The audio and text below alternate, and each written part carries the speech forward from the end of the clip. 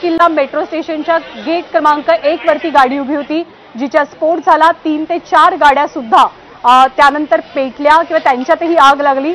आणि जी दृश्य प्राथमिक दृश्य आपल्या समोर आली आहेत, पहिली दृश्य आपण पाहिली, गाड्यांचे जे पार्ट्स आहेत ते वेगवेगळ्या ठिकाणी पडलेले होते आणि 3-4 पेक्षा जास्त गाड्या त्यांचं नुकसान या संपूर्ण स्फोटामध्ये झाल्याची माहिती मिळते। अँब्युलन्सेसची रांग लागलेली आहे, कारण काही जण जखमी झाले आहेत। अग्निशमन दलाला सगळ्यात पहिल्यांदा फोन गेला की एका गाडीमध्ये आग लागली, स्फोट झाला असा फोन होता। पण एकापाठोपाठ एक अँब्युलन्सच्या रांगा आपण पाहतोय। सुरक्षा यंत्रणांनी सगळ्या परिसराचा ताबा घेतलेला आहे। अख्ख्या दिल्लीमध्ये हाय अलर्ट जारी करण्यात आलेला आहे।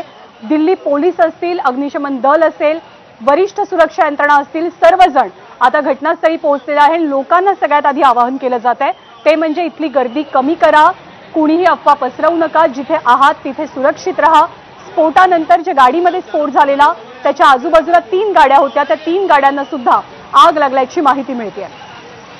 देशाची राजधानी कायमच हाय अलर्टवरती असते। अतिशय संवेदनशील परिसर, लाल किल्ला आणि इतर ठिकाणं मानली जातात। सुरक्षा यंत्रणा प्रचंड चोख असते, पण आजची घटना अतिशय दुर्दैवी मानली जाते आणि या दृश्यांवरून आपल्या लक्षात येते की किती गंभीर घटना आहे आणि काय तीव्रता आहे या संपूर्ण घटनेची। कॅमेरा क्रमांक 1, 2 आणि 3 दृश्य आपण पाहतोय, पण संपूर्ण परिसर पोलिसांनी कॉर्डन ऑफ केलेला आहे। लोकांना इकडनं दूर करण्याचं काम सध्या पोलीस करतात आणि लोकांना सहकार्याचं आवाहन सुद्धा केलं जात आहे। आग लागलेला सगळा परिसर दिल्ली पोलिसांनी सध्या सील केलेला आहे। अर्थातच याचा तपास केला जाईल। दिल्ली परिसरामध्ये हाय अलर्ट जारी करण्यात आलेला आहे।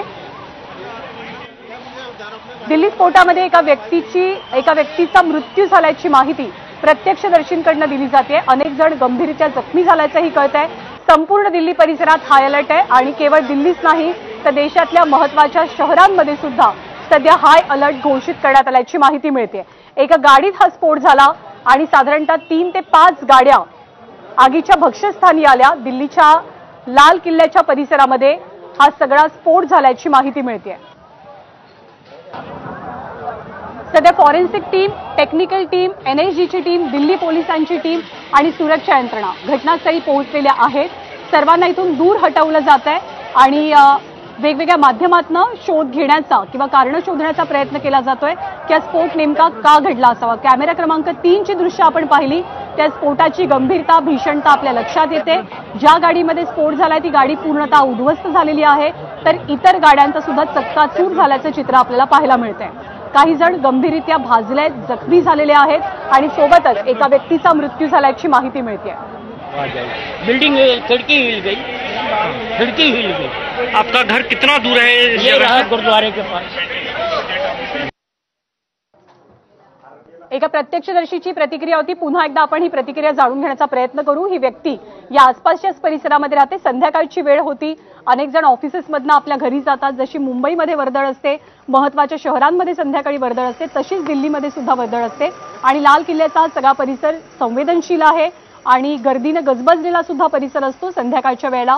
तशीच गर्दी आजही होती आणि मेट्रोचा परिसर होता। मेट्रो स्टेशन्स ही दळणवळणाचं प्रमुख साधन आहेत दिल्लीमधली आणि त्याच मेट्रो स्टेशनच्या गेट क्रमांक 1 वरती ही गाडी पार्क केलेली होती आणि गाडीमध्ये स्फोट झाल्याचं कळतंय। लाल किल्ला मेट्रो स्टेशनच्या जवळ गाडीत झालेल्या स्फोटामध्ये आणखी 3 गाड्यांमध्ये सुद्धा आग लागली। काही जण जखमी झाल्याचं वृत्त आहे, तर एका व्यक्तीचा मृत्यू झाल्याची माहिती प्रत्यक्षदर्शींकडून दिली जाते। स्फोटांनी राजधानी दिल्ली हादरून गेलेली आहे आणि संपूर्ण दिल्लीमध्ये हाय अलर्ट जारी करण्यात आलाय, हाय अलर्ट घोषित करण्यात आलाय। 4 दृश्य आपण पाहतोय आणि या 4 दृश्यांच्या माध्यमातून नेमकं काय घडलं आणि या स्फोटाची तीव्रता किती आहे, गंभीरता किती आहे ते आपल्या लक्षात येत आहे।